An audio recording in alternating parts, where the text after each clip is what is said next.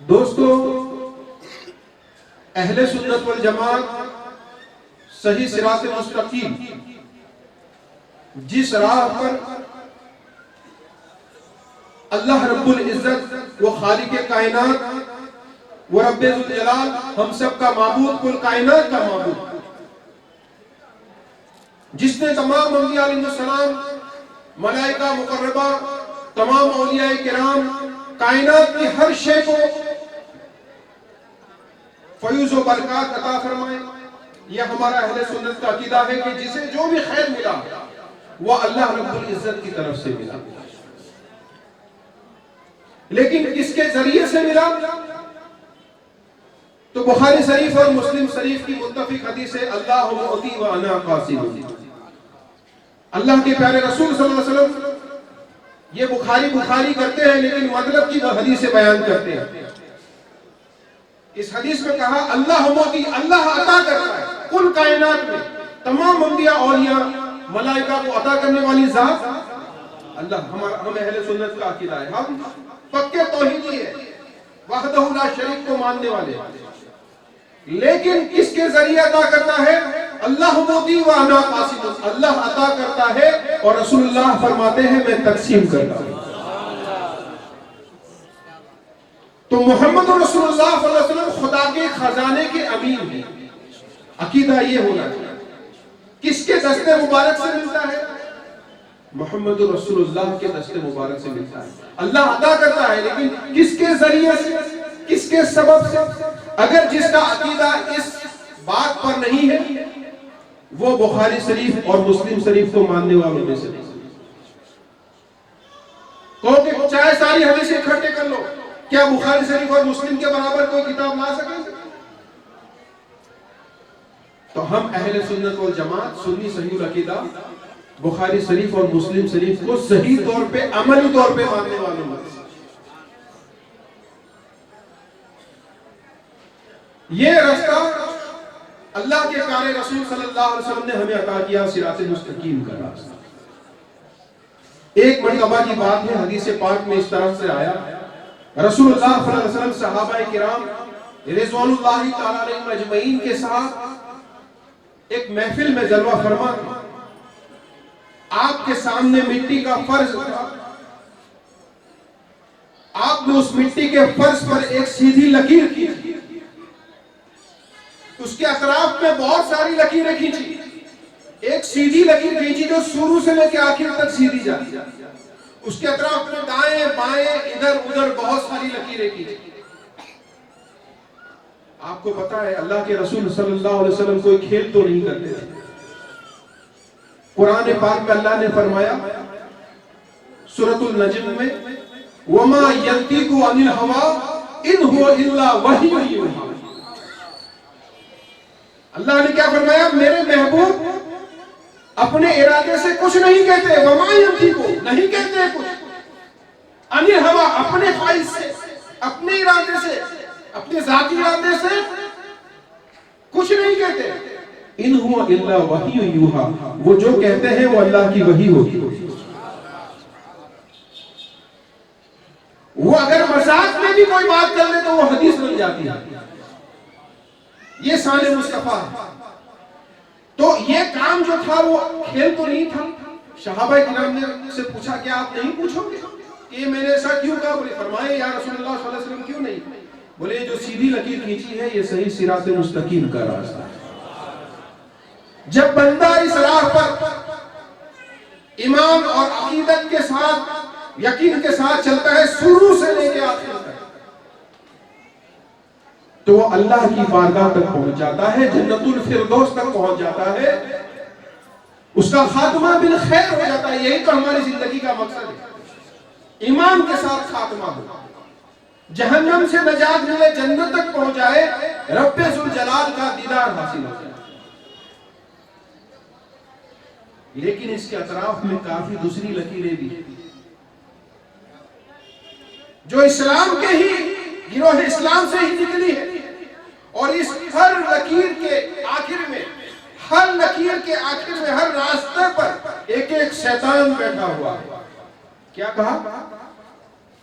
باقی کی جو لکیریں نکلتی ہے اس پر شیطان بیٹھا ہوا ہے جو چلنے والے ہر بندے کو، ہر امتی کو اپنی طرف بلاتا ہے۔ اب جس پر اللہ کا فضل و کرم ہوتا ہے، رسول اللہ صلی اللہ علیہ وسلم کی چشم عنایت ہوتی ہے، وہ شروع سے لے کے آخر تک صراط مستقیم پر رہتا ہے، اور اس کا خاتمہ ایمان کے ساتھ ہوتا ہے۔ لیکن اگر کوئی بھٹک گیا تو وہ گمراہ ہو جاتا ہے، شیطان کی راہ پر چل جاتا ہے۔ اسی لیے ترمذی شریف کی حدیث ہے، رسول اللہ صلی اللہ علیہ وسلم نے فرمایا میری امت کے 73 فرقے ہو جائیں گے، ان میں سے ایک ہی فرقہ نجات حاصل کرنے والا ہے، جو ایک راستہ ہے وہی نجات حاصل کرنے والا ہے، باقی کے سب جہنم کی طرف جانے والے ہیں۔ تو دوستو شروع سے لے کے آتے ہیں، یعنی رسول اللہ صلی اللہ علیہ وسلم کے زمانہ، اہل بیت صحابہ کرام رضوان اللہ تعالی علیہم اجمعین کا زمانہ، تابعین، تبع تابعین کا زمانہ، ائمہ مجتہدین حنفی شافعی مالکی حنبلی اماموں کا زمانہ،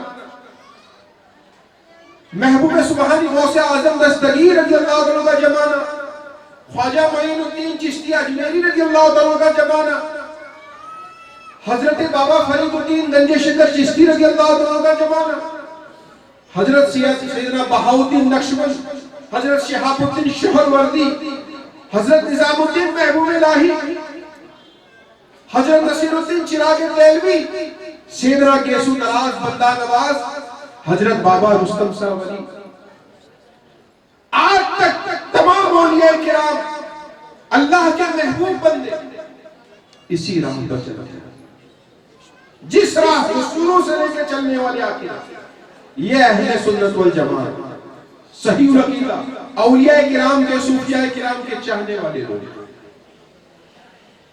تو آپ لوگوں کو میں یہی کہتا ہوں کہ یہ راہ جو ہمیں ملی ہے، ہمارے بزرگوں کی بے شمار قربانیاں ہیں، دین کے لیے بے شمار جان و مال قربان کیے اور ہم تک یہ پہنچایا ہے، اب اس کی حفاظت کرنی، امام کی عقیدوں کی حفاظت کرنی ہے ہماری ذمہ داری۔ اور صحیح ایمان کیا ہے، صحیح عقیدہ کیا ہے، یہ قرآن احادیث اور معتبر بزرگوں کی کتابوں کی روشنی میں انشاءاللہ میں آپ کے سامنے مختصر پیش کرنے کی کوشش کروں گا۔ آج کل طرح طرح کے یہ شیطان بیٹھے ہوئے ہیں جو صراط مستقیم پر چلنے والے بندوں کو بھڑکاتے ہیں۔ ابھی ایک فتنہ نکلا ہوا ہے انجینئر محمد علی مرزا کا، جو باتیں تو بڑی قرآن کی اور احادیث کی کرتا رہتا ہے، لیکن اس کے عقیدے 1400 سال میں کسی بھی مسلک کے تم اٹھا کے اماموں کو دیکھو، اولیاء کو دیکھو، تو کسی کے بھی عقیدے پر وہ نہیں ہے۔ لیکن نوجوان لوگ جو آج کل یوٹیوب پہ رہنے والے لوگ ہیں، کچھ لوگ ان کی باتوں کو سن کر گمراہ ہو جاتے ہیں۔ اس نے بھی ایک نعرہ دیا ہے کہ بابوں کا خدا اور ہے، کتابوں کا خدا اور ہے۔ کیا لوگوں کو سمجھانے کی کوشش کرتا ہے؟ بابوں کا خدا اور ہے، کتابوں کا خدا اور ہے، یعنی کیا مطلب؟ بابوں سے مطلب اولیاء کرام کو کہتا ہے کہ بابوں کا خدا اور ہے، یعنی یہ اولیاءوں کا خدا اور ہے، اور کتابوں کا خدا اور ہے، یعنی جو کتابوں کی باتیں تم کو میں بتاتا ہوں اس کا خدا اور ہے۔ پہلی بات تو اس کے اس کلام میں سے شرک کی بدبو آتی ہے کہ نہیں؟ کیونکہ بابوں کا خدا اور کتابوں کا خدا اور، تو کیا خدا کو ایک سے زیادہ ہے؟ تو لوگوں کو یہ کہتا ہے، اہل سنت پر شرک کے فتوے لگاتا ہے۔ پہلی بات تو یہ کر کے کیا یہ بات توحید پر ہے؟ کل کائنات کا ہر شے کا خدا کون ہے؟ اللہ رب العالمین، ایک ہی، چاہے اس میں کتابیں ہو، چاہے اولیاء ہو، چاہے انبیاء ہو، چاہے ایمان والے ہو، ایمان بغیر کے ہو، چاند سورج ستارے ہو، نہ کہ صرف اللہ خالق ہے اس کا، بلکہ اللہ نے فرمایا قرآن پاک میں وَرَحْمَتِي وُسِعَتْ كُلَّ شَيْءٍ، اللہ فرماتا ہے میری رحمت ہر شے پر وسعت رکھتی ہے، کائنات کی کوئی شے ایسی نہیں ہے کہ جو میری رحمت اس پر وسعت نہ رکھتی ہے۔ اور یہی نہیں، ہر شے کو اللہ کی طرف پلٹ کر جانا ہے۔ سورہ یاسین کی آخری آیت سورہ یاسین کی، انما امرہ اذا اراد شیئا ان یقول له کن فیکون فسبحان الذی بیدہ ملکوت کل شیء والیہ ترجعون۔ کیا کہا؟ کل شیء والیہ ترجعون، ہر شے کو، ہر انسان کو نہیں کہا قرآن میں کہ صرف انسان کو پلٹ کر جانا ہے اللہ کی بارگاہ میں، کل شیء، ہر شے کو، ہر چیز کو، ہر ذرے کو، کائنات کے ہر ذرے کو، چاہے وہ چاند، سورج، ستارے، انبیاء، فرشتے، کائنات کی جو بھی چیز کائنات میں موجود ہے، ہر شے کو پلٹ کر اللہ کی بارگاہ میں۔ ہر شے کا مالک کون ہے؟ تو یہ جو توحید کی دعوت دیتا ہے یہ گمراہ بدبخت، یہ کہتا ہے بابوں کا خدا اور ہے کتابوں کا خدا، تو کیا خدا ایک سے زیادہ ہے؟ نعوذ باللہ منہ، خدا ایک سے زیادہ ہے؟ خدا کتنے ہیں؟ صرف ایک، وحدہ لا شریک، تمام کا رب وہ، یہ ہمارا خدا۔ میں آپ کو بتاؤں گا قرآن کی روشنی میں کہ جن کو یہ بابا کہتا ہے، یہ اولیاء کرام کو اللہ نے کیا قوت عطا فرمائی، کیا قدرت عطا فرمائی ہے، اور وہ بھی قرآن کی روشنی میں بتاؤں گا۔ درود پاک کا ہدیہ پیش کریں۔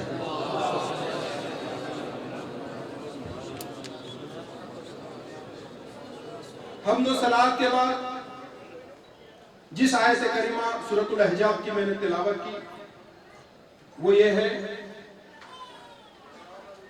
اِنَّا عَرَضْنَا الْأَمَانَةَ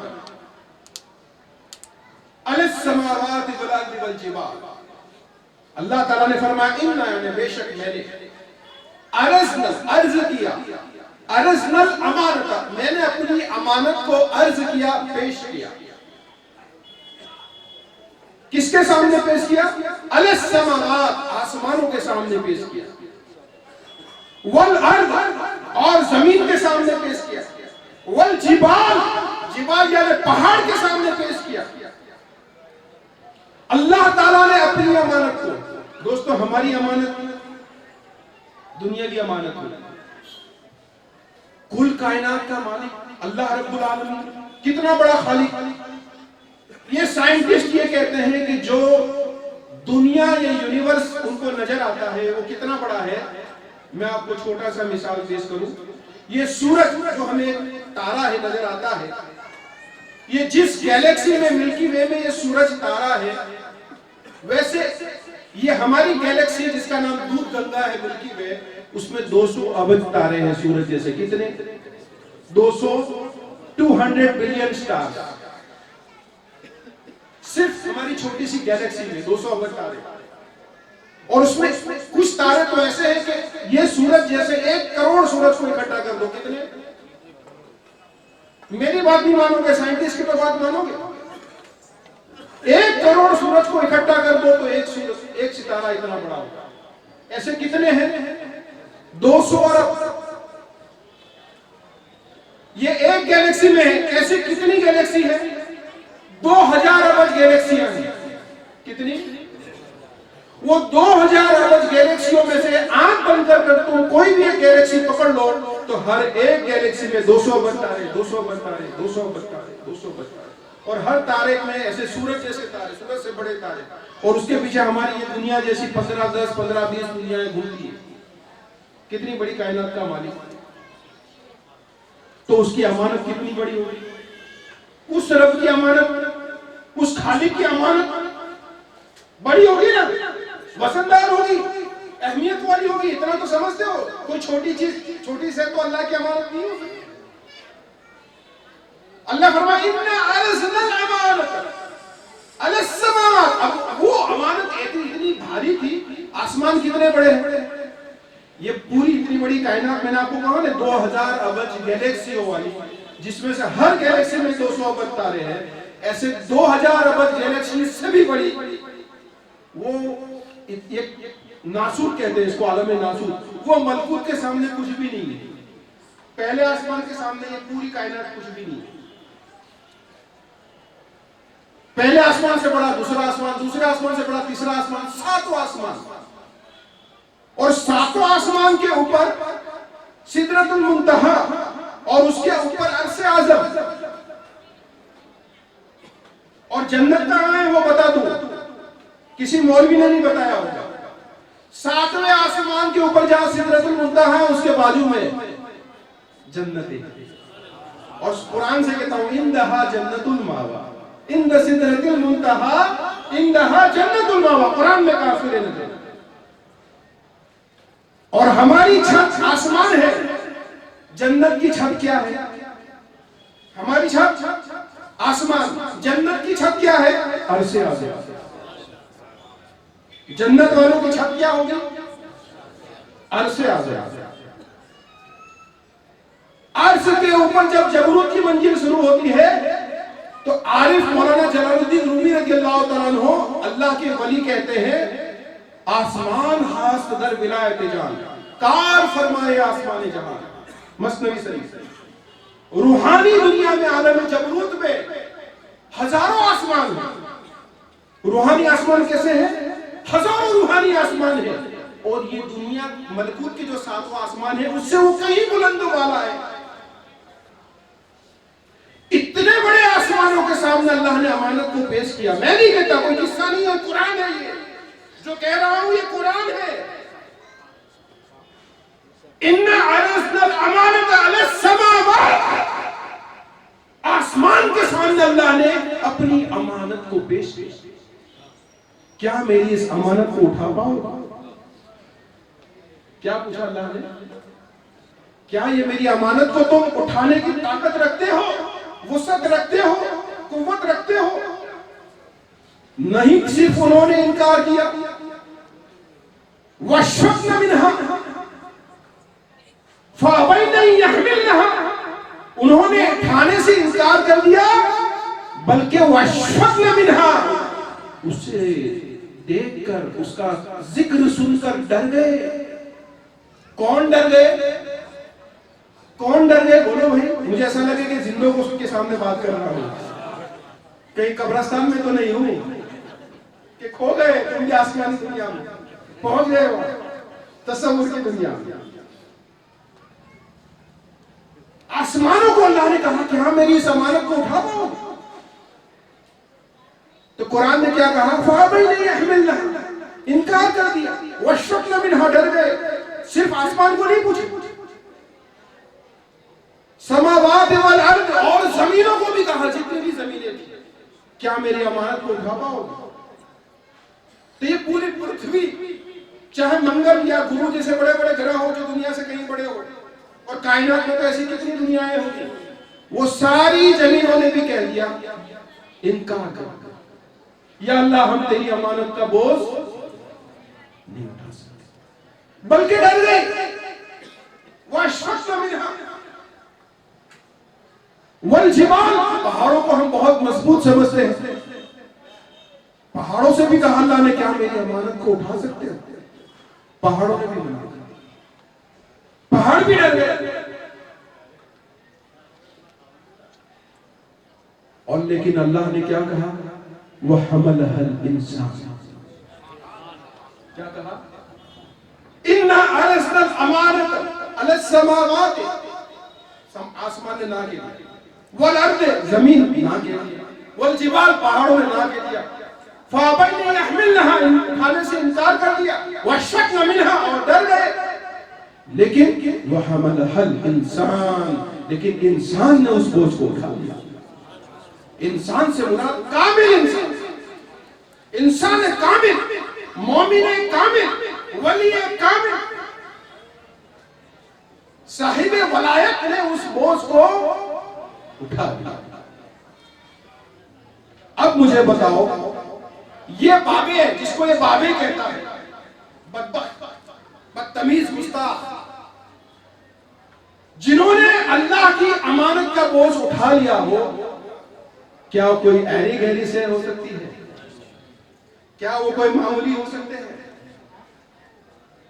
وہ کتنی وسعت والے ہوں گے، کتنی قدرت والے ہوں گے، اللہ نے ان کو کتنی قوت عطا کی. اچھا یہ طاقت کس نے عطا کی؟ اللہ نے کہا. اچھا اللہ نے کہا کہ اٹھا دیا تو اٹھا دیا, مانتے ہو اللہ کی بات؟ مانو گے کہ نہیں مانو؟ صحیح بات ہے. تو اگر انسان میں اٹھانے کی طاقت تھی تبھی بوجھ کو اٹھایا. انسان کامل نے, ولی کامل نے, اس میں اس بوجھ کو, امانت کو اٹھانے کی قوت تھی, اور یہ قوت اللہ نے عطا کی تھی, تبھی اٹھایا. محبوب سبحانی نے اس بوجھ کو اٹھایا, خواجہ معین الدین چشتی نے اس بوجھ کو اٹھایا, بہاؤالدین نقشبند نے اس بوجھ کو اٹھایا, سید احمد کبیر رفاعی نے اس بوجھ کو اٹھایا, حضرت بابا رستم شاہ ولی نے اس بوجھ کو اٹھایا. یہ وہ بوجھ اٹھانے والی ہستیاں ہیں. اس لیے میں کہتا ہوں اے سنیو, جس آستانے پر تم آئے ہو, یہ کوئی آستانہ جو ولی اس قبر میں لیٹا ہوا ہے, یہ کوئی معمولی شے نہیں. یہ وہ شے ہے کہ جو بوجھ اللہ کا, جو اللہ کی امانت آسمان اٹھا نہیں پائے, جو بوجھ اللہ کا, جو امانت اللہ کی زمین اٹھا نہیں پائی, جو بوجھ اللہ کا امانت خدا کی پہاڑ اٹھا نہیں پائے, وہ بوجھ اس ولی کامل نے اٹھا دیا.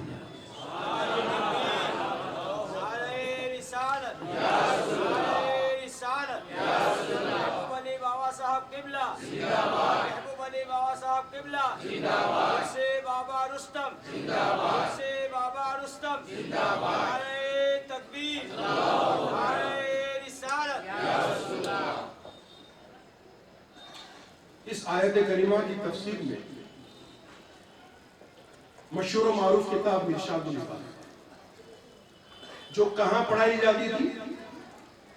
شیخ الاسلام المسلمین حضرت بابا فرید الدین گنج شکر چشتی رضی اللہ عنہ کی خانقاہ میں پاک پٹن شریف میں پڑھائی جاتی ہے.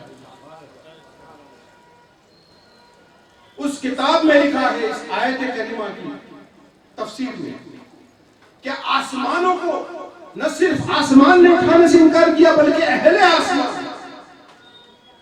کون؟ اہل آسمان. کون؟ فرشتے, ملائکہ, انہوں نے بھی اٹھانے سے انکار کیا. فرشتوں نے اٹھانے سے انکار کیا, زمین نے اٹھانے سے انکار کیا. اس سے مراد اہل زمین, زمین پر رہنے والے جتنے بھی درندے پرندے چرندے تھے, بڑے بڑے جانور تھے, چاہے وہ ڈائنوسور جیسے ہو, ہاتھی جیسے ہو, انہوں نے بھی اٹھانے سے انکار کیا. اور پہاڑ, اہل پہاڑ پہ رہنے والی اللہ کی مخلوق نے انکار کیا, جناتوں نے انکار کیا. اب اسی لیے جو بوجھ فرشتے نہیں اٹھا پائے وہ بوجھ انسان کامل نے اٹھا لیا, اور اسی لیے انسان کو احسن التقویم کہا. سورہ والتین میں اللہ تبارک و تعالیٰ نے 4 چیزوں کی قسم کھائی, والتین والزیتون وطور سینین وہذا البلد الامین. 3 کی قسم, انجیر کی قسم, زیتون کی قسم, طور سینا کی قسم, اور جس میں میرے محبوب جلوہ فرمائے اس شہر کی قسم. ان چیزوں کی 4 چیزوں کی اللہ نے قسم کھائی سورہ والتین میں, اور 4 چیزوں کی پاک قسم کھانے کے بعد اس پاک اللہ کی ذات نے کہا لَقَدْ خَلَقْنَا الْإِنسَانَ فِي أَحْسَنِ تَقْوِيمٍ. تحقیق بے شک یقینی طور پہ میں نے انسان کو بہترین مخلوقات بنایا. کیا بنایا؟ اور کہا لقد کرمنا بنی آدم, میں نے بنی آدم کو عزت بخشی. یہ بنی آدم ولی اللہ جنہوں نے اللہ کی امانت کو اٹھایا, اللہ نے ان کو احسن التقویم کہا, اور اللہ نے کہا لقد کرمنا بنی آدم, میں نے انسان کو, بنی آدم کو عزت بخشی. اس خالق کائنات نے جسے عزت بخشی, کرم بخشا, اس کو بابے کہہ کر ان کی گستاخی کرنے والا گستاخ اولیاء ہے یا نہیں؟ بلکہ اللہ کی بھی نعمتوں کا انکار کرنے والا ہے کہ نہیں؟ کہ جن کو اللہ نے عزت بخشی, جن کو اللہ نے کمال بخشا, جن کو اللہ نے قدرت بخشی, جن کو اللہ نے قوت بخشی, اس کا وہ انکار کرنے والا. یہ عطا کس نے کی؟ اللہ اگر کسی کو عطا کر دے وہ فیض اور اس کی توہین کرے, اس کی گستاخی کرے, یہ کون لوگ ہیں؟ تو میں ان سے پوچھنا چاہتا ہوں کہ اگر اولیاء کرام معزز نہیں تھے, تو پھر سیدنا موسیٰ علیہ السلام کو اللہ تبارک و تعالیٰ نے کیوں سیدنا خضر علیہ السلام کے پاس بھیجا؟ حالانکہ بعض ان کو نبی مانتے ہیں، بعض ان کو ولی مانتے ہیں، لیکن اس بات میں تو کوئی شک اور شبہ نہیں ہے کہ سیدنا خضر علیہ السلام کے پاس جو مخصوص اللہ نے علم عطا کیا تھا وہ علم لدنی تھا، وہ علم ولایت تھا، وہ علم معرفت تھا، وہ راز و نیاز کا علم تھا، وہ علم اسرار تھا، اللہ کا اسرار، اللہ کے راز۔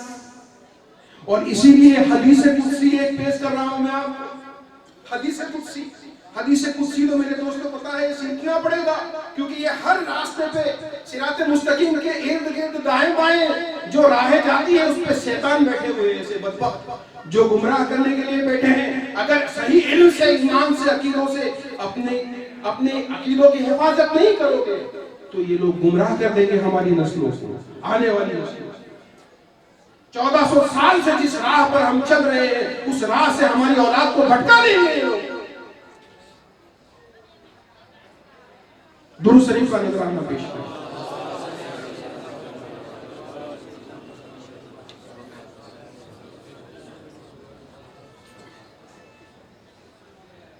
تو خضر علیہ السلام کے پاس کون سا علم تھا؟ علم لدنی۔ قرآن پاک میں اللہ نے کیا کہا؟ فوجد عبدا من عبادنا آتیناہ رحمتا من عندنا وعلمناہ من لدنا علما۔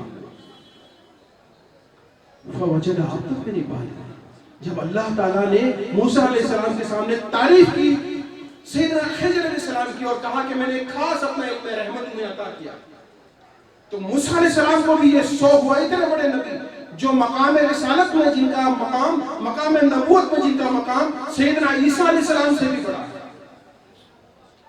مقام ولایت میں عیسیٰ علیہ السلام کا درجہ موسیٰ علیہ السلام سے بڑا ہے۔ مجدد الفشانی مکتوبات شریف میں فرماتے ہیں علیہ رحمۃ و رضوان، لیکن مقام نبوت میں موسیٰ علیہ السلام کا درجہ عیسیٰ علیہ السلام سے بھی بڑا ہے۔ اور اتنے بڑے رسول کو اللہ تبارک و تعالیٰ جو صاحب کتاب تھے، صاحب شریعت تھے، کہا میں نے اپنے ایک مخصوص بندے کو یعنی خضر کو ایک خاص علم عطا کیا ہے، تو ان کو شوق ہوا کہ میں بھی ان کے پاس جاؤں اور وہ جو خاص علم اللہ نے عطا کیا ہے راز و نیاز والا وہ ان سے سیکھوں۔ وہ کون سا علم ہے؟ حدیث قدسی، یعنی اللہ نے بیان کیا، رسول اللہ نے نہیں، اللہ نے ارشاد کیا اور رسول اللہ صلی اللہ علیہ وسلم اس کے راوی ہے۔ وہ حدیث قدسی پیش کر رہا ہوں۔ اللہ نے کہا الانسان سری، کیا کہا؟ الانسان سری، انسان میرا راز ہے، وَأَنَا سِرُّهُ، اور میں اس کا راز ہوں۔ کیا کہا؟ میں ولی کامل کا راز ہوں، ولی کامل میرا راز ہے۔ ہر انسان تو راز کے قابل نہیں ہے، وہی ہے کہ جو امانت کو اٹھا سکتا، جو کامل ایمان والا، اور یہ وہ ہے۔ گویا کہ اللہ تعالیٰ نے اس حدیث قدسی میں کہا میں غوث العظم کا راز ہوں، غوث العظم میرا راز ہے۔ میں خواجہ معین الدین چشتی کا راز ہوں، معین الدین چشتی میرا راز ہے۔ میں نظام الدین محبوب الہی کا راز ہوں، محبوب الہی میرا راز ہے۔ میں رستم سا اولیاء کا راز ہوں، رستم سا ولی میرا راز ہے۔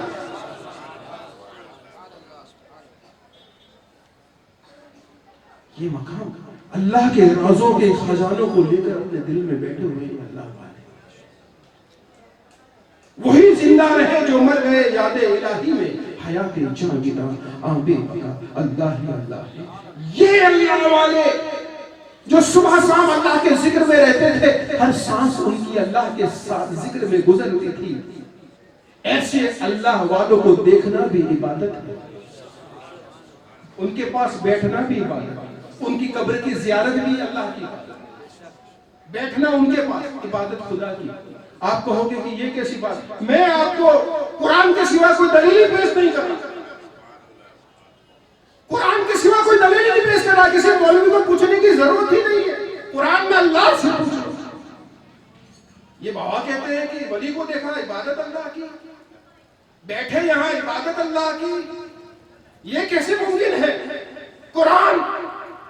قرآن سنا رہا ہوں، اسی سورۃ الکہف کی آیت اللہ نے فرمایا وَاصْبِرْ نَفْسَكَ مَعَ الَّذِينَ يَدْعُونَ رَبَّهُمْ بِالْغَدَاةِ وَالْعَشِيِّ يُرِيدُونَ وَجْهَهُ وَلَا تَعْدُ عَيْنَاكَ تُورِدُ زِينَةَ الْحَيَاةِ الدُّنْيَا وَلَا تُطِعْ مَنْ أَغْفَلْنَا قَلْبَهُ عَنْ ذِكْرِنَا وَاتَّبَعَ هَوَاهُ وَكَانَ أَمْرُهُ فُرُوطًا.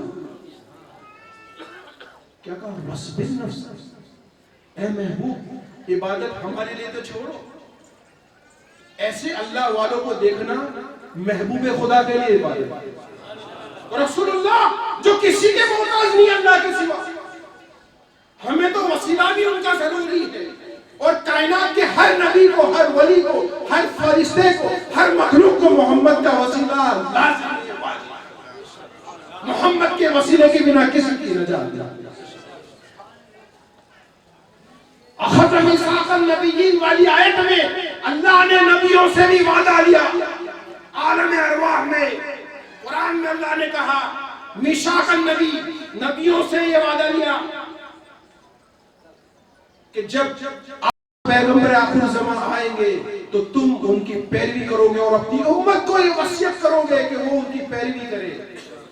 جب تک عالم ارواح میں آدم علیہ السلام سے لے کر عیسیٰ علیہ السلام تک تمام نبیوں نے لا الہ الا اللہ محمد رسول اللہ نے پڑھ لیا. یہی کلمہ دونوں جہان کی نجات ہے، اور کلمہ اس کے سوا کسی کا غیر کا ہو ہی نہیں سکتا.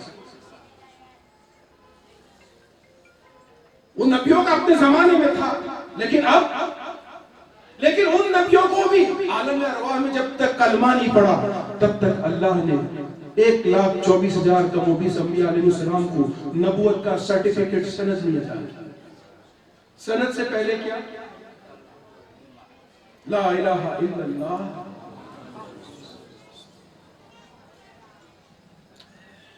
کیونکہ محمد رسول اللہ کا کلمہ پڑھنے کے بعد ہی اللہ کی گواہی مکمل ہوتی ہے. آپ کہو گے کہ کیوں؟ آپ کو سوال پیدا ہوگا کہ کیوں؟ محمد کی گواہی کے دینے کے بعد ہی حقیقی طور پہ نبی کی بھی اللہ کے ایک ہونے کی گواہی مکمل ہوتی ہے. کیونکہ دنیا کا یہ دستور ہے کہ ظاہری طور پہ شاہد اسے کہتے ہیں، گواہ اسے کہتے ہیں جس نے آنکھوں سے دیکھا. آنکھوں سے میرے رب ذوالجلال کو عالم تخلیق سے لے کر سب سے پہلی مخلوق اول ما خلق اللہ نوری. اور مشکات شریف کی حدیث قدسی خلقت محمد من نوری وجہی، سب سے پہلے میں نے اپنے نور سے محمد صلی اللہ علیہ وسلم کے نور کو پیدا کیا. تو نور الہی کو دیکھا کس نے؟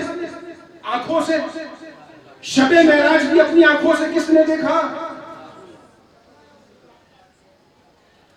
تو اللہ کو دیکھا ایک ہی ہستی نے اپنی سر کی آنکھوں سے، باقی کے نہیں دیکھا. تو عالم ارواح میں دیکھا. لیکن چشمدی گواہ کون؟ کائنات میں چشمدی گواہ کون؟ صرف اور ایک، اور وہ اللہ کے گواہ محمد رسول اللہ. اسی لیے اشہد ان لا الہ الا اللہ تبھی پورا ہوتا ہے. میں گواہی دیتا ہوں، تو کیسے گواہی دیتا ہے؟ تیری گواہی کی بنیاد محمد رسول اللہ کی گواہی. یعنی محمد رسول اللہ کے بنا تو ہماری لا الہ الا اللہ کی گواہی بھی حقیقی طور پہ مکمل نہیں ہوتی، معنی طور پہ، لفظی طور پہ ہو جاتی ہے. در حقیقت ہماری بنیاد رسول اللہ کی گواہی پر. تو موسیٰ علیہ السلام کو اللہ تعالیٰ نے کہا فوجد عبدا من عبادنا آتیناہ رحمتا من عندنا، اور انہیں اللہ کے بندوں میں سے ایک خاص بندے یعنی خضر کو پائے. دیکھو ولی کی شان. آتیناہ رحمتا من عندنا، قرآن نے کہا میں نے انہیں اپنا خاص علم عطا کیا. اور کون سا علم لدنی، علم اسرار، علم راز. یہ راز کسے عطا کیا؟ خضر کو. وَعَلَّمْنَاهُ مِن لَدُنَّا عِلْمًا، اور انہیں علم لدنی عطا کیا. تو جب موسیٰ علیہ السلام کی خضر علیہ السلام سے ملاقات کی تو ملاقات کے بعد انہوں نے کہا کہ جو اللہ نے تمہیں علم لدنی عطا کیا ہے، یہ راز والا ہی، معرفت والا ہی، باطنی علم، وہ مجھے بھی سکھا. تو خضر علیہ السلام نے کہا تمہارے پاس جو علم ہے وہ جداگانہ ہے یعنی علم نبوت ہے، اور میرے پاس جو علم ہے وہ جداگانہ ہے یعنی علم ولایت ہے، علم معرفت، تم میرے ساتھ کیسے صبر کرو گے؟ قال له موسیٰ هل اتبعک علی ان تعلمنی مما علمت رشدا؟ قال له موسیٰ، اے موسیٰ هل اتبعک، میں کیا تمہاری اتباع نہ کروں اس بات کے لیے؟ علی ان تعلمنی، جو علم اللہ نے تمہیں عطا کیا وہ تو مجھے بھی سکھاؤ۔ تو کہا قال انک لن تستطیع معی صبرا، لیکن تم میرے ساتھ صبر اختیار، کیونکہ جو نبوت والا علم ہوتا ہے وہ شریعت کا علم ہے، اور شریعت جو ہے وہ فتویٰ لگانے کی عادی ہوتی ہے۔ شریعت کو اگر کوئی چیز سمجھ میں نہ آ جائے تو شریعت کیا لگا دیتی ہے، اور میرے پاس جو علم ہے وہ راز و نیاز والا علم ہے، وہ تمہیں سمجھ میں نہیں آئے گا تو تم فتویٰ لگاؤ گے، تم صبر۔ قرآن ہے قال انک لن تستطیع معی صبرا، بے شک تم میرے ساتھ صبر اختیار۔ پھر بھی انہوں نے کہا کہ نہیں مجھے چلو اچھا، وہ کشتی میں سوراخ کر دیا بنا وجہ پہ، کسی کے مال کو نقصان پہنچانا شریعت میں حرام۔ موسیٰ علیہ السلام نے فتویٰ لگا دیا تم نے غلط کیا، میں نے نہ کہا کہ تمہیں سمجھ ہے، تم نے بولے نہیں مجھے پکڑ مت کرو، اس دعویٰ معاف کرو۔ پھر ایک بچے کو قتل کر دیا بنا کسی جرم کے، بولے یہ تو بہت ہی بڑا گناہ کیا، بہت بڑا ظلم کیا۔ موسیٰ علیہ السلام کی شریعت میں تو نفس کے بدلے نفس، بولے میں نے نہیں کہا تھا تم صبر نہیں کرو، ارے اللہ کی میری پکڑ مت کرو، چلو ایک چانس اور دے دیا۔ پھر وہ بستی والوں نے کھانا نہیں کھلایا، کوئی مہمان نوازی نہیں کی، پھر بھی ان کی ٹوٹی ہوئی دیوار بنا دی، صبح سے شام تک علیہ السلام نے بولے کیا یہ کام کیا، جنہوں نے ہمارے ساتھ بدتمیز لوگ مہمان نوازی بھی نہیں کی، نہ کھلایا پلایا، ان کی دیوار بنائی۔ بولے ھذا فراق بینی و بینک، تیرے اور میرے درمیان یہ فراق۔ پھر راز بتایا، سوراخ اس نے کی تھی کہ وہ کشتی جو غاصب ظالم راجا تھا وہ لوٹ لیتا تھا، تو سوراخ کر دے تو اس بہانے اس کا مال تو بچ جائے۔ وہ بچہ بڑا ہو کر بے ایمان ہونے والا تھا، اس کے ماں باپ کے بھی ایمان کو خطرہ تھا، تو اللہ نے مجھے یہ علم عطا کیا، تو اس وجہ سے اللہ کے حکم سے ہی میں نے اسے قتل کیا۔ اور وہ دیوار اس لیے بنائی کہ وہ یتیم بچوں کے تھی، اس کے نیچے خزانہ تھا، تو میں نے وہ دیوار اس لیے بنائی تاکہ وہ والی ہو جائے اور اللہ کے حکم سے وہ خزانہ انہیں مل جائے جب ان کی عمر ہو جائے، کوئی لوٹ نہ لے۔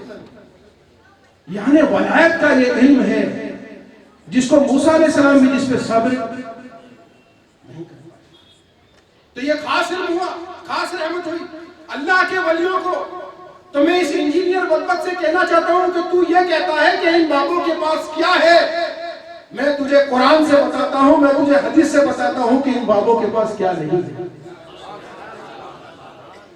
اللہ کی امانت اپنے سینوں میں لیے بیٹھے، اللہ کے اسرار حدیث قدسی کے مطابق اسرار راز و نیاز کے خزانے لے کر بیٹھے، علم لدنی کے خزانے لے کے بیٹھے۔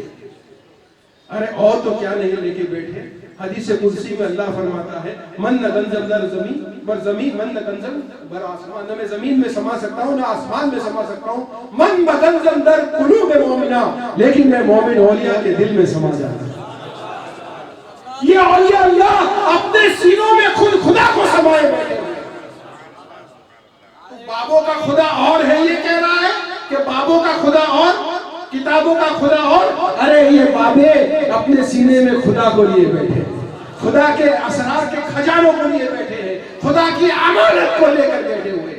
جو اہل سنت والے ان کے آستانے میں آتے ہیں تو یہ نہیں کہ یہاں کی ان ہڈیوں کے پاس آتے ہیں یا مٹی کے پاس آتے ہیں یا پتھر کے پاس آتے ہیں، بلکہ اس قبر اطہر میں جلوہ فرما اس ولی اللہ کی روح کے پاس آتے ہیں، اور اس روح میں جلوہ فرما اس دل کے پاس آتے ہیں جس دل میں حدیث قدسی کے مطابق خود اللہ جلوہ اللہ۔ نعرہ تکبیر، نعرہ رسالت، اولیاء اللہ کا دامن، سرکار غوث الاعظم کا دامن، غریب نواز کا دامن، رستم پیا کا دامن، حضرت سرکار صوفی محبوب علی بابا صاحب قبلہ، نعرہ تکبیر، نعرہ رسالت۔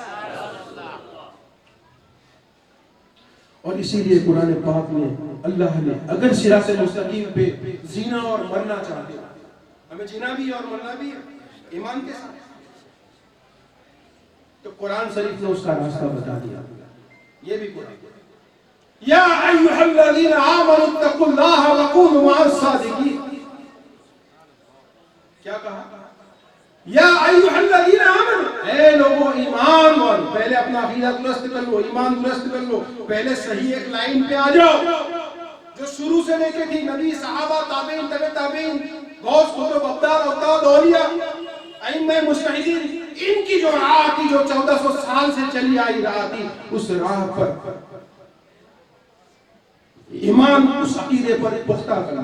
یا ایھا الذین آمنوا اتقوا اللہ، پھر تقویٰ، پرہیزگار اختیار کرو، اللہ سے ڈرو، پرہیزگار ہو جاؤ، فرائض کو پابندی سے ادا کرو، نمازوں کی پابندی کرو، روزوں کی پابندی کرو، فرائض کی پابندی کرو، سنتوں کی پابندی کرو، گناہوں سے بچو، شگیرہ اور کبیرہ گناہوں سے بچو، اپنے نفس کی حفاظت کرو. تو پرہیزگار بھی ہو جاؤ اور ایمان والے بھی ہو جاؤ. کیا اتنا کافی نہیں ہے جنت کے لیے؟ کافی ہے. کیونکہ ایمان والوں کے لیے اور پرہیزگاروں کے لیے تو بار بار جنت کے اندر جنت کی بشاریں آتی ہیں. وَمِن دُونِهِمَا جَنَّتَانِ فَبِأَيِّ آلَاءِ رَبِّكُمَا تُكَذِّبَانِ. ان کے لیے جنت نہیں ہے، جنتان ہیں، جنتیں ہیں. جو تقوی اور پرہیزگاری والے ہیں، ایمان والے ہیں، ان کے لیے تو 2 شرط کافی تھی بس. یا ایھا الذین آمنوا اتقوا اللہ، کام پورا ہو گیا. تیسری شرط کیوں رکھی اللہ نے؟ بیکار میں رکھتا ہے اللہ کوئی چیز؟ مجھے بتاؤ، اللہ کوئی چیز قرآن میں بیکار میں رکھتا ہے؟ کوئی نہ کوئی وجہ ہوگی، راز ہوگا، حقیقت ہوگا. اسی لیے تیسری شرط رکھی، یا ایھا الذین آمنوا اتقوا اللہ وکونوا مع الصادقین. اور صادقین کے ساتھ ہو جاؤ، صالحین کے ساتھ ہو جاؤ، صدیقین کے ساتھ ہو جاؤ، شہداء کے ساتھ ہو جاؤ، اولیاء کاملین کے ساتھ ہو جاؤ، بابا رستم صاحب ولی کے ساتھ ہو جاؤ. ایمان حاصل کر لینا، پرہیزگار بھی ہو جانا، نمازی ہو جانا، حاجی ہو جانا، غازی ہو جانا، اتنے سے کام پورا نہیں ہوگا. صادقین کے ساتھ ہو جانا. کس کے ساتھ ہونا؟ تو یہ صادقین کا بھی پورا سجرہ ہوتا ہے. اور ان کو تو سجرے سے کیا لینا دینا؟ مر گیا مردود نہ فاتحہ نہ درود. کون سی ٹرین میں بیٹھے یہ نہیں پتا، یہ ٹرین کہاں جا رہی ہے وہ نہیں پتا، کون چلا رہا ہے وہ نہیں پتا، ڈبے کا انجن کے ساتھ کوئی کنیکشن نہیں ہے. اور ہم تو پورے سجروں کا نور کو لے کے بیٹھے ہیں.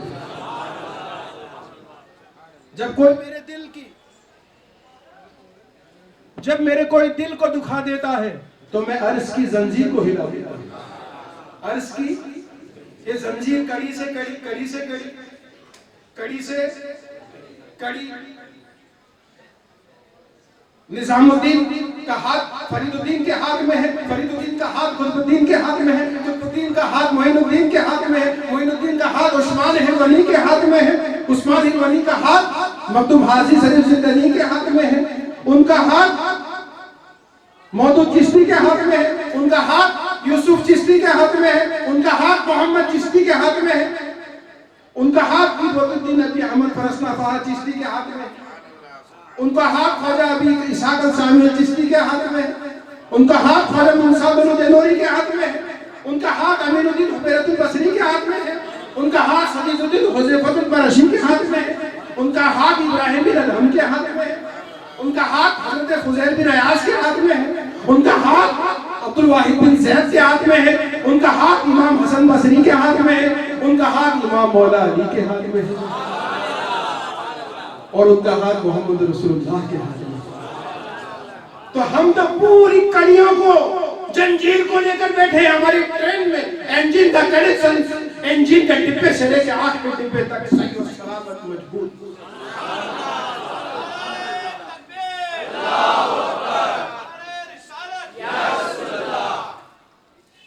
اسی لیے تو قرآن میں بھی آواز سے وہ بھی حبل اللہ، اللہ کے دامن کی رسی کو مضبوطی سے پکڑو، اللہ کی سانکل کو مضبوطی سے پکڑو. اللہ والوں نے اس کا راز بتایا. بات سے وہ بھی حبل اللہ قرآن تو ہے، لیکن حقیقت تو یہ بھی ہے کہ یہ کوئی سانکل ہے، کوئی سانکل ہے جس کو پکڑنا ہے.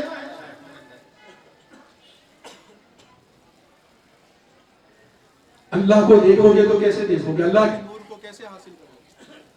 اللہ کے نور کو کیسے حاصل کرو گے؟ اللہ کو دیکھا آنکھوں سے کس نے؟ محمد الرسول اللہ، یعنی رسول اللہ کا آنکھوں اور دل کا آئینہ اللہ کے اس ذات کے اس نور تجلی کے سامنے ہماری اوقات نہیں ہے کہ اس نور کی تجلی کو ہم برداشت کر سکیں، ہماری آنکھیں دیکھ سکیں۔ موسیٰ علیہ السلام نے کوہ طور پر کتنا دیکھا تھا؟ 70,000 حجابوں میں سے 69,999 حجاب ایسے کے ویسے رہے۔ ایک حجاب کتنا ہٹایا؟ سوئی کی ناکے کا کروڑواں حصہ، تو اس میں طور خاک سرما ہو گیا اور ایک آنکھ چلی گئی، صحابہ انتقال، تو وہ نہیں دیکھ پائے تو ہم کوئی دیکھ پائیں گے؟ اور کہ کیا نہیں؟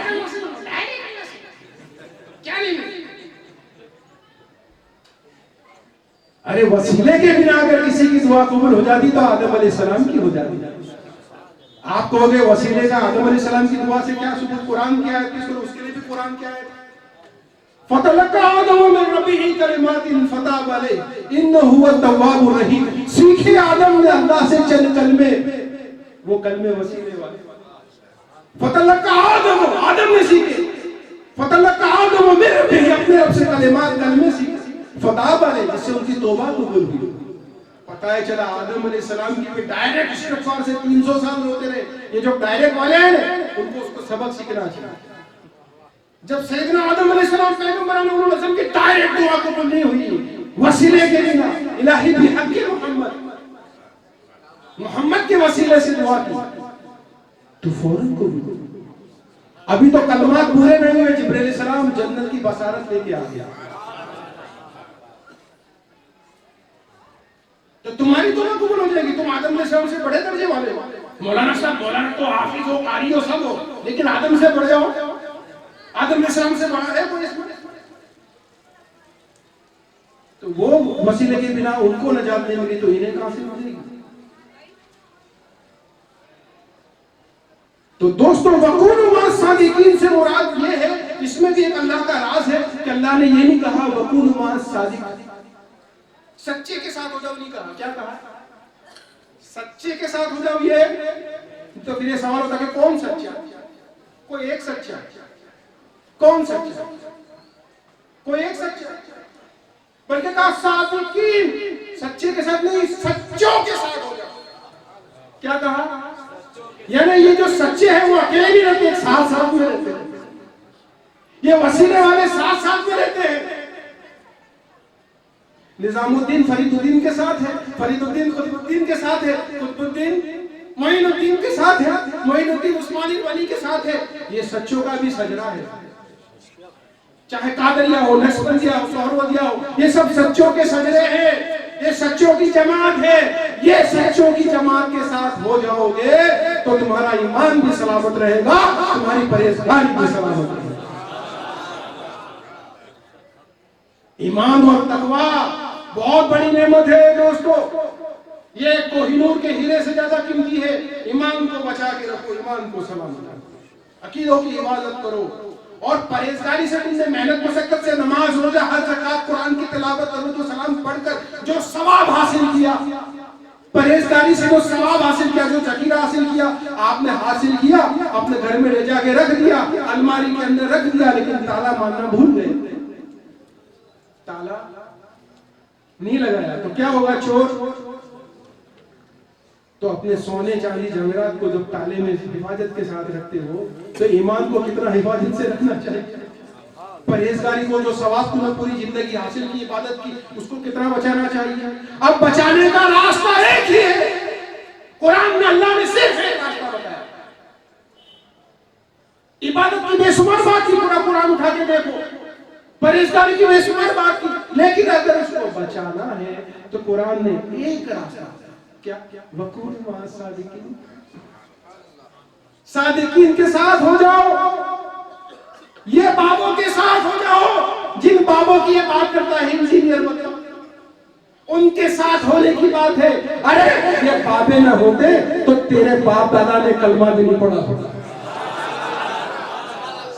انجینئر تو جو کلمہ پڑھا ہے لا الہ الا اللہ محمد رسول اللہ، یہ بابوں کی وسیلے سے پڑھا ہے۔ نعرہ تکبیر، نعرہ رسالت، معین الدین چشتی اجمیری یہ بابا نہ ہوتا، یہ تو ہند و پاک و بغداد میں یہ کلمہ نہیں ہے۔ اور تو ان بابوں کا انکار کر رہا ہے، بدبخت، اتنا احسان فراموش۔ آج کوئی چند ہزار روپے دے دے، کوئی ایک گھر دے دے، مکان دے دے، کاروبار دے دے، پوری زندگی اس کا احسان مانتے ہو۔ کیا ایمان کی صرف ایک ہی بات ہے؟ تمہیں ایمان ملا، اللہ اور اللہ کے رسول کی پہچان ملی، قرآن ملا، کعبہ شریف کی بلا ملا، یہ نعمتیں معین الدین چشتی اجمیری کا صدقہ ہے۔ ہند پاک اور بنگال کا کوئی بھی کسی مسلک کا مسلمان ہو، یہ معین الدین چشتی اجمیری کی خیرات ہے۔ تو مانے یا نہیں؟ ماننے والوں کے لیے بھی خیرات ہے، نہ ماننے والوں کے لیے بھی خیرات ہے۔ اگر ماننے والا ہے تو اللہ کا شکر گزار بنا ہے، کیونکہ قرآن میں اس کے لیے بھی قرآن میں اللہ نے کہا ان رحمت اللہ قریب من المحسنین، اللہ کی رحمت تو احسان کرنے والوں کی قریب ہے۔ اور جب تم بندوں کا احسان نہیں مانو گے تو اللہ کا احسان کیسے مانو گے؟ وَاشْكُرُونِي وَلَا تَكْفُرُونِ، میرا شکر ادا کرو، ناشکری مت کرو۔ تو جو اللہ نے نعمت تمہیں بھیجی معین الدین چشتی اجمیری کے صدقے میں، حضرت رستم شاہ ولی کے صدقے میں، ان نعمتوں کا بھی شکریہ تھا۔ یہ نہ ہوتے تو دین ہم تک نہیں پہنچتے۔ اور آج بھی یہ ہمارے لیے صراط مستقیم کا ایڈریس ہے کہ اس راہ پہ یہ چل کے گئے۔ جب ان کی کتابیں، ملفوظات کو، مکتوبات کو اٹھا کر دیکھتے ہیں تو ہمیں پتہ چلتا ہے کہ اس راہ سے وہ گزرے تھے، اس راہ پر ہمیں چلنا چاہیے، قیامت تک اسی راہ پر ہمیں چلنا چاہیے۔ تو ہمارے نزدیک ان کا عقیدہ کچھ بھی ہے، سب کا خدا کون؟ مالک ایک ہے۔ یہ ہمارا عقیدہ ہے، سب کو عطا کرنے والا، لیکن کس کے ذریعے عطا کرتا ہے؟ محمد رسول اللہ۔ اور محمد رسول اللہ ان اولیاء کو، انبیاء کو تقسیم کی۔ تو ہم حضرت بابا رستم شاہ ولی کے پاس آئے اور ان سے یہ کہہ بھی دیا کہ حضرت ہمیں اللہ کی رحمتیں جو آپ کو ملی ہے، رحمت کا سمندر، اللہ کے اسرار، اللہ کی امانت کو اٹھا کر لیے بیٹھے ہیں، اللہ کے انوار اور تجلیات کو، اس کی ذات کو اپنے دل میں سمائے بیٹھے ہیں، تو اس نور کا کچھ صدقہ ہمیں بھی دے دو، کچھ رحمت ہمیں بھی دے دو، کچھ برکتیں ہمیں بھی دے دو، کچھ خیرات ہمیں بھی دے دو۔ کسی یہود و نصارہ کے پاس، کسی کافر کے پاس مانگنے جائیں گے، صاحب ہمارا کام کریے، آپ کورٹ میں کھڑے ہو جائیں گے، جب پولیس کے سامنے کھڑے ہو جائیں گے، جب دیکھیں گے نہیں یہ کون ہے سامنے والا، وہاں تو بڑھو ٹائٹ ہو جائیں گے، سیلیوٹ ماریں گے۔ اور اللہ کے مقرب ولی کے آستانے پہ انسان نہیں ہوتا، یہاں گستاخی۔ تو وہ عطا کر سکتے ہیں، ان کے پاس مدد مانگنے جاتے ہو، وہ شرک نہیں ہے، تو ان کے پاس مانگنا شرک کہاں سے ہوا؟ ان کے پاس مانگنا شرک کہاں سے ہوا؟ اللہ کے رسول صلی اللہ علیہ وسلم نے راستہ بتا دیا، حدیث پاک کہا لا یشتا جلیسوہم، یہ معیار سلوک پہ علماء دیوبند نے یہ حدیث لکھی ہے۔ کیا کہا؟ لا یشتا جلیسوہم، اولیاء اللہ کی مجلس میں بیٹھنے والے کبھی نقصان نہیں اٹھا سکتے، بابا رستم شاہ ولی کے بارگاہ میں حاضر ہونے والے کبھی خسارے میں نہیں رہ سکتے۔ لا یشتا جلیسوہم، اور رسول اللہ نے فرمایا حدیث میں ان سے محبت کرنے والے کبھی گمراہ نہیں ہوتے، اولیاء سے محبت کرنے والے کبھی گمراہ۔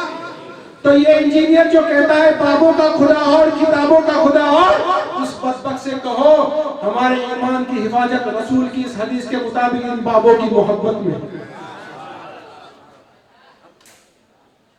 رسول اللہ نے کہا ان سے محبت کرنے والا گمراہ نہیں ہوتا، جس کے دل میں غوث و خواجہ کی محبت ہے، جس کے دل میں رستم شاہ ولی کی محبت میں ہے، وہ مرتے دم تک گمراہ نہیں ہو سکتا، آخری سانس تک گمراہ نہیں ہوگا۔ ولی کی محبت اس کو بچائے۔